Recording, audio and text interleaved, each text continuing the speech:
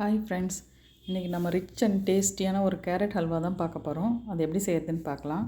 நான் அதுக்கு ஒரு 3/4 கிலோ அளவுக்கு கேரட் எடுத்து தோல் சீவி துருவி எடுத்து வச்சுருக்கேன். இப்போ நம்ம எப்படி செய்யறதுன்னு பார்க்கலாம். அதுக்கு நான் ஒரு டப்பர்வேரோட இன்ஸ்பயர் பேன் தான் எடுத்துருக்குறேன்.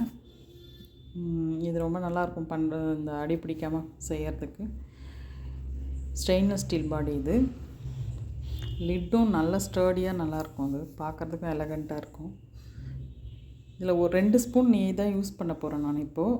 ஃபஸ்ட்டு ஒரு ஸ்பூன் விட்டு தான் இது இப்போது வதக்கிக்க போகிறேன். கேரட்டை நல்லா போட்டு நல்லா அது கோட் ஆகிற மாதிரி வதக்கிக்கலாம். ஜஸ்ட் அது கிளறி மட்டும் விட்டால் கூட போதும். லிட்டு போட்டு க்ளோஸ் பண்ணி வச்சிடலாம். இது 2.7 லிட்டர் இது இந்த பேனு. 3 லேயர் கொண்டது. இது நல்லாயிருக்கும். நான் ஒரு 5 இயர்ஸாக யூஸ் பண்ணிகிட்ருக்கேன். இது ரொம்பவே நல்லாயிருக்கு. லிட்டு போட்டு க்ளோஸ் பண்ணிடலாம். இந்த லிட்டில் வந்து வெண்ட்டு கொடுத்துருப்பாங்க. அதில் வந்து ஓப்பன் பண்ணி வச்சுக்கலாம், அப்புறம் க்ளோஸ் பண்ணி வச்சுக்கலாம். நம்ம வெஜிடபிள்ஸ் வேக வைக்கிறோன்றதால க்ளோஸ் பண்ணி வச்சு இப்போ செய்கிறோம். நம்ம இப்போ க்ளோஸ் பண்ணி வச்சு கொஞ்சம் நேரம் அந்த கேரட்டோடைய ரா ஸ்மெல் போகிற வரைக்கும் நம்ம வதக்கிக்கலாம் இந்த கேரட்டை. இப்போ நல்லா கொஞ்சம் வதங்கி வந்துடுச்சு. இந்த ஸ்டேஜில் நம்ம வந்து இப்போ நான் 1 லிட்ரு பால் அளவுக்கு காய்ச்சி வச்சுருக்கேன். அதில் ஒரு 750 ml மட்டும் நம்ம சேர்த்துக்கலாம். இப்போ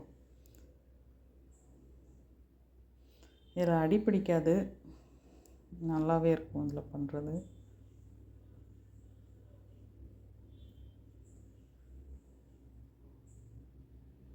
ஒரு 3/4 லிட்ரு பால் அளவுக்கு நான் இப்போ சேர்த்துக்கிறேன். அந்த ஆடையோடையே சேர்த்துக்கோங்க, அப்போ தான் ஒரு நல்ல க்ரீமியாக இருக்கும் ஹல்வா.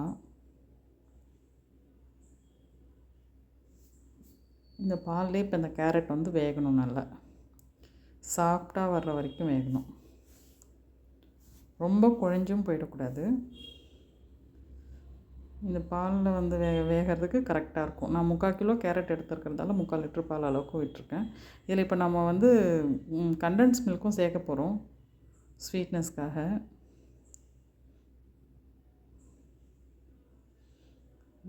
அடியெலாம் பிடிக்காது, அதனால் ஒரு பயமும் தேவையில்லை நமக்கு. அந்த பால்லே வேகட்டும். நல்லா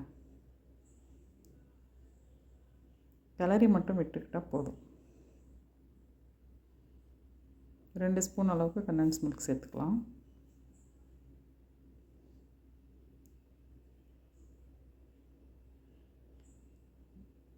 சேர்க்குறதால நல்லா ஒரு ரிச்சாக இருக்கும். அது வந்து நம்ம சாப்பிட்றப்போ அந்த கோவா மாதிரி கிடைக்கும். கோவா சேர்த்துப்பாங்க சிலர். நம்ம இப்படி பால்லே வேக வைக்கிறதால அந்த கோவா சேர்த்த ஃபீல் கிடைக்கும், நல்லாயிருக்கும்.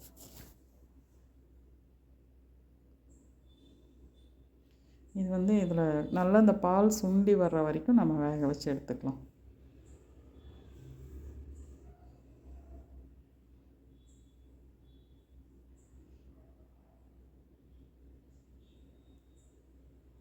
கொஞ்ச நேரம் க்ளோஸ் பண்ணி கொதிக்க விடுவோம். இப்போ நான் ஒரு 1/2 கப் அளவுக்கு மட்டும் சுகர் சேர்த்துருக்கேன். உங்கள் ஸ்வீட்னஸ் எவ்வளவோ அதுக்கு தகுந்த மாதிரி சேர்த்துக்கோங்க. நான் ஏற்கனவே கண்டென்ஸ் மில்க் சேர்த்துருக்கிறதால இப்போ ஒரு 1/2 கப் மட்டும் சேர்த்துருக்குறேன். கேரட் வந்து நமக்கு அதிக அளவு இருக்கிறதால நான் கொஞ்சம் சுகரும் சேர்த்துக்கிறேன். உங்களுக்கு சுகர் கம்மியாக இருக்கணும்னா நீங்கள் அந்த கண்டென்ஸ் மில்க் கூட நிறுத்திக்கலாம். ஏலக்காய் பொடி கொஞ்சம் சேர்த்துக்கலாம். இப்போ நல்லா இது சுண்டி க்ரீமியாக வரும். இது நீங்கள் சர்வ் பண்ணும்போது ஐஸ்கிரீமோடு சர்வ் பண்ணிங்கன்னா இன்னும் செம்ம டேஸ்ட்டாக இருக்கும்.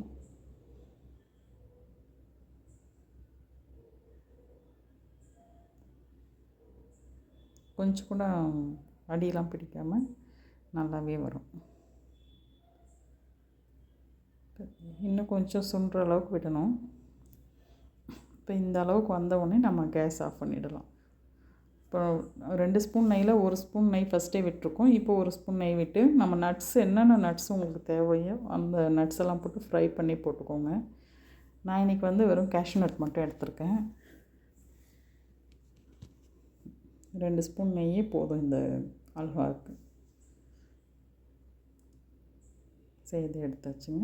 கண்டிப்பாக செஞ்சு பாருங்கள், ரொம்ப டேஸ்ட்டாக இருக்கும். Thank you friends.